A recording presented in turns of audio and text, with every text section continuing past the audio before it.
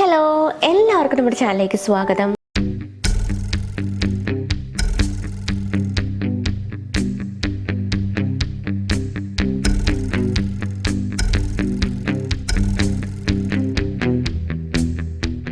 അപ്പോൾ ഇന്നത്തെ വീഡിയോയിൽ ഒരു സിമ്പിൾ ഹെയർ കെയർ ടിപ്പാണ് ഞാൻ നിങ്ങളോട് ഷെയർ ചെയ്യാൻ പോകുന്നത്.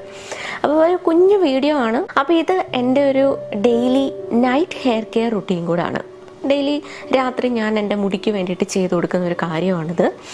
ഇത് നിങ്ങൾക്ക് കൂടെ വേണ്ടിയിട്ട് ഞാൻ ഷെയർ ചെയ്യുകയാണ്. അപ്പോൾ ഇതിൻ്റെ ഒരു മെയിനായിട്ടുള്ള ഒരു കാര്യമെന്ന് പറയുന്നത്, ഈ ഒരു മെയിൻ ട്രിക്ക് എന്താണെന്ന് വെച്ചാൽ, പലർക്കുള്ളൊരു പ്രശ്നമാണ് മുടി ഭയങ്കരമായിട്ട് ഡ്രൈ ആവും. പ്രത്യേകിച്ച് നമ്മുടെ ഈ മുടിയുടെ താഴ്ഭാഗത്തേക്ക് ഭയങ്കരമായിട്ട് ഡ്രൈ ആവും. ഓക്കെ, അപ്പോൾ ഈ ഒരു പ്രശ്നമുള്ളവർക്കും മെയിനായിട്ട് മുടി ഫുള്ളായിട്ട് ഡ്രൈ ആയിട്ടുള്ളവർക്കും, മുടിയുടെ ഈ താഴ്ഭാഗം ഡ്രൈ ആയിട്ടുള്ളവർക്കും, സ്പ്ലിറ്റ് എൻഡ്സ് ഉള്ളവർക്കും ഒക്കെ വേണ്ടിയിട്ടുള്ളൊരു കിടിലൻ ടിപ്പാണിത്.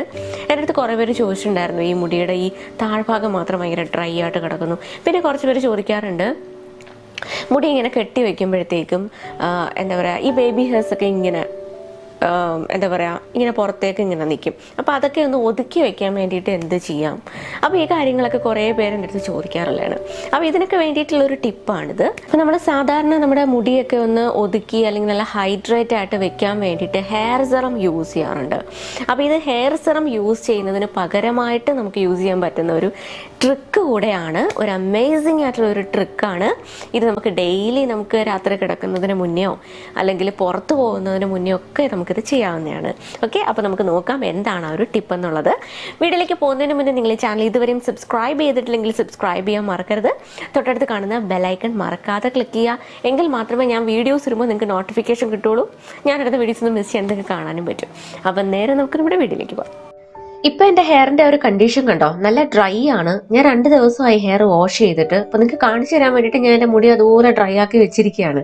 ഓക്കെ, അപ്പോൾ നിങ്ങൾക്ക് കാണുമ്പോൾ മനസ്സിലാവും മുടി നല്ല വരണ്ടൊക്കെ ഇരിക്കുകയാണ്. നമുക്കിതിൻ്റെ എങ്ങനെ മാറ്റിയെടുക്കാൻ നോക്കാം. നിങ്ങൾ ഒരിക്കലും ഡ്രൈ ആയിട്ടിരിക്കുന്ന ഹെയർ ചീപ്പ് ഉപയോഗിച്ചിട്ട് ചെയ്യരുത്. അതിന് മുന്നേട്ട് ഈ കാര്യം ചെയ്യാം. അപ്പോൾ ഇത് ആൽമണ്ട് ഓയിലാണ്. നിങ്ങൾക്ക് ഏത് ഓയിൽ വേണമെങ്കിലും എടുക്കാം. ലൈറ്റ് ആയിട്ടുള്ള ഓയിൽ വേണം എടുക്കാനായിട്ട്. വെളിച്ചെണ്ണ എടുക്കാം, ഒലീവ് ഓയിൽ എടുക്കാം. ഓക്കെ, അതുപോലെ തന്നെ ആൽമണ്ട് ഓയിൽ എടുക്കാം. പിന്നെ നമുക്ക് കുറച്ച് വെള്ളം വേണം. എളുപ്പത്തിന് വേണ്ടിയിട്ട് ഒരു സ്പ്രേ ബോട്ടിലാക്കി എടുക്കാം. ഈ ഓയിൽ ഒരു 3 ഡ്രോപ്പ് നമ്മുടെ കൈവെള്ളയിലേക്ക് എടുക്കുക. എന്നിട്ട് കുറച്ച് വെള്ളം സ്പ്രേ ചെയ്ത് കൊടുക്കുക. ഇതൊരു എളുപ്പത്തിന് വേണ്ടി മാത്രമാണ് കേട്ടോ, ഇങ്ങനെ തന്നെ വേണമെന്നൊന്നുമില്ല. എന്നിട്ട് നമ്മുടെ കയ്യിൽ വെച്ചിട്ട് തന്നെ നല്ലപോലെ മിക്സ് ചെയ്തിട്ട് ഡ്രൈ ആയിട്ടുള്ള മുടിയിലേക്ക് അപ്ലൈ ചെയ്ത് കൊടുക്കുക. വളരെ സിമ്പിൾ. അപ്പോൾ നമുക്ക് കാണുമ്പോൾ മനസ്സിലാവും ആ മുടിയുടെ വരൾച്ചയൊക്കെ മാറിയിട്ട് മുടി നല്ല ഹൈഡ്രേറ്റ് ആയിട്ട് ഇരിക്കും. ഇതൊരിക്കലും നമ്മുടെ മുടിയെ ഭയങ്കരമായിട്ട് അങ്ങനെ ഓയിലി ആക്കി എടുക്കത്തൊന്നുമില്ല. നമ്മൾ സാധാരണ ഒരു ഹെയർ സെറം ഒക്കെ യൂസ് ചെയ്യുമ്പോൾ എങ്ങനെയായിരിക്കും അതുപോലെ, അല്ലെങ്കിൽ അതിനേക്കാൾ എന്താ പറയാ, റിസൾട്ടോടെ. ഓക്കെ, അങ്ങനെ തന്നെ പറയാൻ പറ്റും. എനിക്കൊന്ന് ഹെയർ സെറത്തിനേക്കായൊക്കെ അടിപൊളിയാണ് ഈ സാധനം. വേറെ ദോഷവും കാര്യങ്ങളും ഒന്നുമില്ല, നമുക്ക് ചെലവില്ലാധികം. ഓക്കെ, അപ്പോൾ അതെ, ഞാൻ എൻ്റെ ഡ്രൈ ഹെയറിൽ അപ്ലൈ ചെയ്ത് കഴിഞ്ഞപ്പോൾ ആ മുടിക്കുണ്ടായ ഒരു വ്യത്യാസം നിങ്ങൾക്ക് കാണുമ്പോൾ മനസ്സിലാവും. കണ്ടില്ലേ? നെക്സ്റ്റ് നമുക്ക് ഇതുപോലെ ഒരു കോംബ് വേണം. അതായത് ടീത്തിന് അകലമുള്ള ഇതുപോലത്തെ ടൈപ്പ് കോംബ് യൂസ് ചെയ്യുക. എന്നിട്ട് മുടി ചീകി കൊടുക്കുക.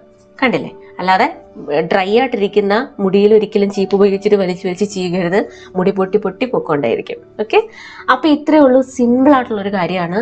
ഇതുപോലെ തന്നെ നമുക്ക് ബാക്കിയുള്ള ആ ഒരു സെക്ഷനും കൂടെ ചെയ്യാം. അപ്പോൾ 2 സെക്ഷനും മുടി ഇതുപോലെ എടുത്തിട്ട് വേണം നമ്മൾ ഈ സംഭവം അപ്ലൈ ചെയ്യാനായിട്ട്. എന്നിട്ട് ഒരു സൈഡ് ചീപ്പ് ഉപയോഗിച്ചിട്ട് നന്നായിട്ട് ചെയ്യുക, മറ്റേ സൈഡും അതുപോലെ തന്നെ ചെയ്യാം. ഇത്രയേ ഉള്ളൂ. വളരെ സിമ്പിൾ ആയിട്ടുള്ളൊരു കാര്യമാണ്. ഇനി പലർക്കും ഉള്ളതാണ് ഈ മുടിയുടെ താഴ്ഭാഗം മാത്രം ഇങ്ങനെ ഡ്രൈ, മുകളിലൊക്കെ നല്ല അത്യാവശ്യം ഹൈഡ്രേറ്റ് ആയിട്ടിരിക്കും. അതിൻ്റെ ഒരു കാര്യം മെയിനായിട്ട് ഇപ്പം നമ്മുടെ സ്കാൽപ്പിൽ തന്നെ നാച്ചുറലായിട്ട് ഉണ്ടാകുന്ന ഒരു ഓയിലാണ് സെബം. ഇപ്പം നമ്മൾ ഈ ചീപ്പ് ഉപയോഗിച്ചിട്ട് ഇങ്ങനെ സ്കാൽപ്പിൽ ഇങ്ങനെ ചീകുമ്പോഴത്തേക്കും നമ്മൾ സാധാരണ ഈ തലയുടെ മുകൾ ഭാഗം മാത്രം അല്ല ചീകൂ. ഇപ്പോൾ കുറേ ലെങ്ത് ഉണ്ടെങ്കിൽ ആ താഴെ വരെ അതുപോലെ തന്നെ ചീകില്ല മിക്കവാറും.